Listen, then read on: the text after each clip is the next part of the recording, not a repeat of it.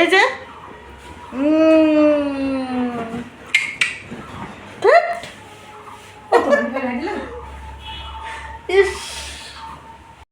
Hello' friends, মই জেনিতা নাথ। মোৰ অন্য এটি ভিডিঅ'লৈ আপোনালোক সকলোকে জনাইছোঁ স্বাগতম।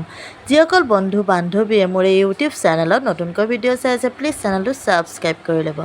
অংগনবাড়ী কৰ্মী আৰু সহায়িকাসকলে জ্ঞাতাৰ্থে জনাবলৈ ওলাইছোঁ একোটি গুৰুত্বপূৰ্ণ খবৰ। এই তাঁৰডাল মই আজি 4 মাহমান আগতে আপোনালোকক দেখাইছিলোঁ, কিন্তু এই তাঁৰডালৰ গতি এতিয়াও তেনেকুৱাই হৈ আছে, যেনেকৈ মই মেৰিয়াই বাহিৰত থৈ দিছিলোঁ। আৰু ইমান দিনৰে কথা, তেতিয়া তাৰ 2 বছৰমান আগৰ পৰাই কাৰেণ্টৰ কোনো ব্যৱস্থা নাই, কেৱল আছে এই তাঁৰডাল। আৰু এই তাঁৰডালেৰে মই কি কৰিম? ইমান গৰম, আৰু ইমান গৰমত চাওক কি অৱস্থা। শিশুসকলক লৈ এই গুফাৰ নিচিনা ৰুমটোত কেনেদৰে পঢ়ুৱাম, কেনেদৰে অংগী ভংগী দেখুৱাম, সেইটোহে বুজিবলৈ বৰ টান হৈ আছে। আৰু ভাবি পোৱা নাই কিয় আমাৰ লগতে এনেকুৱা কিয়। চৰকাৰে আটকধুনীয়া কেন্দ্ৰবোৰ দিছে, ঠিকেই আছে, কিন্তু কিছুমান যে একেবাৰে জুৰুলা জুপুৰা হৈ আছে, এই গৰমত যে অৱস্থা নোহোৱা হৈ আছে, সেইবোৰ কি? অংগনবাড়ী কৰ্মীসকলৰ যেন কোনো ভেলুৱে নাই, কোনো দামেই নাই। তেওঁলোকে কেৱল কেন্দ্ৰত আহিব লাগে, তেওঁলোকৰ দায়িত্বখিনি পালন কৰিব লাগে, তেওঁলোকে মৰে বাচে, তাত কোনো কাৰো একো আহে নাযায়। এই কেন্দ্ৰটোত মই আজি 4 মাহমান আগতে এই তাঁৰডাল এনেকৈ মেৰিয়াই থৈছিলোঁ, আৰু আজিলৈকে তাত কোনো কাৰেণ্টৰ ব্যৱস্থা নহ'ল। যিহেতু 2 বছৰমান ধৰি কাৰেণ্টৰ কোনো ব্যৱস্থাই নাই, এনেকৈ এই খিৰিকীখনৰ অৱস্থা দেখিছেনে? একেবাৰে ভঙা। আৰু কোনোমতে সেই কেন্দ্ৰটোৰ ভিতৰত সোমাওঁ, আৰু এইখন খিৰিকীটো মাৰিবই নোৱাৰি, এনি টাইম খোলাই থাকে। আৰু 4 মাহমান আগতে মই যে সেই ঘৰটোত পিছল খাই পৰিছিলোঁ, আৰু তাৰ পিছত এনেদৰে মোক গাড়ীত উঠাই লৈ হস্পিটাললৈ লৈ যোৱা হৈছিল, সেইটো মই আপোনালোকক ভিডিঅ' সহকাৰে দেখুৱাইছিলোঁ। আৰু মোৰ দুৰৱস্থা কি হৈছিল, 15 দিনমান মই এনেদৰে বেড ৰেষ্টত থাকিবলগীয়া হৈছিল। আৰু 15 দিন পিছত আকৌ আহি কেন্দ্ৰত মই দেখা পালোঁ যে যেনেকুৱা কেন্দ্ৰ সেনেকুৱাই আছে, কোনো পৰিৱৰ্তন নহ'ল।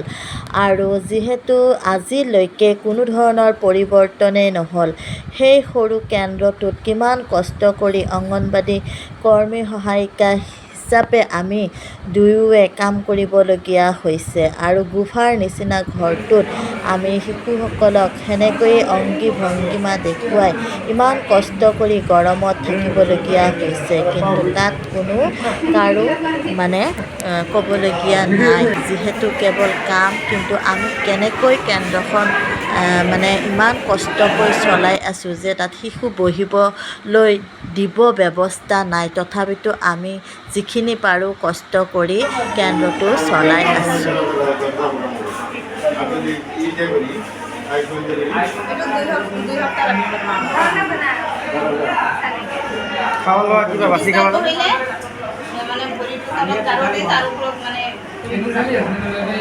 আৰু চেয়াৰত বহিলে বেলেগ এটা চেয়াৰত জানো দি তাৰ ওপৰত এতিয়া সোনকালে খোলাত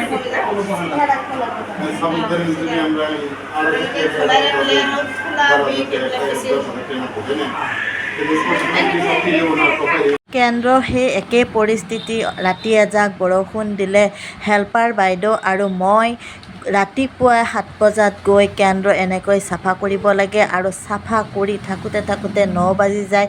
শিশুসকলে বাহিৰত আহি ৰখি থাকিবলগীয়া হয়। কেন্দ্ৰৰ একদম ওপৰৰ পৰা পানী পৰে, আৰু সেইটোৱে ৰ'দ দিলে ভিতৰত থাকিব নোৱাৰি গৰমত, যিহেতু কাৰেণ্টৰ কোনো ধৰণৰ ব্যৱস্থাই নাই, কাৰেণ্টৰ কানেকশ্যনেই নাই। গতিকে কিমান কষ্ট কৰিবলগীয়া হৈছে, যিহেতু আমি ডাঙৰ মানুহ ন, কিন্তু শিশুসকলেতো সৰু বাচ্চা হয়। সিহঁতে এই কেন্দ্ৰটোৰ ভিতৰত বহি থাকোঁতে কিমান কষ্ট পায়। সিহঁতে সেই 8 বজাৰ পৰা যেতিয়া 12 বজালৈ কেন্দ্ৰত বহি থাকে, গৰমত অৱস্থা নোহোৱা হৈ যায়। ওপৰৰ টিংবোৰ ফুটা, আৰু তাতে এজাক বৰষুণ যদি কিবা কাৰণত হৈ যায়, তেনেহ'লেতো কেন্দ্ৰটোৰ ভিতৰত পঢ়ুৱাবই নোৱাৰি। আৰু অকণমান বৰষুণ হ'লেই ৰাস্তাৰ গোটেই বোকা পানী যায় কেন্দ্ৰটোৰ ভিতৰত সোমায়। গতিকে বহুত কষ্ট কৰি নিজৰ কেন্দ্ৰখন চলাবলগীয়া হৈছে।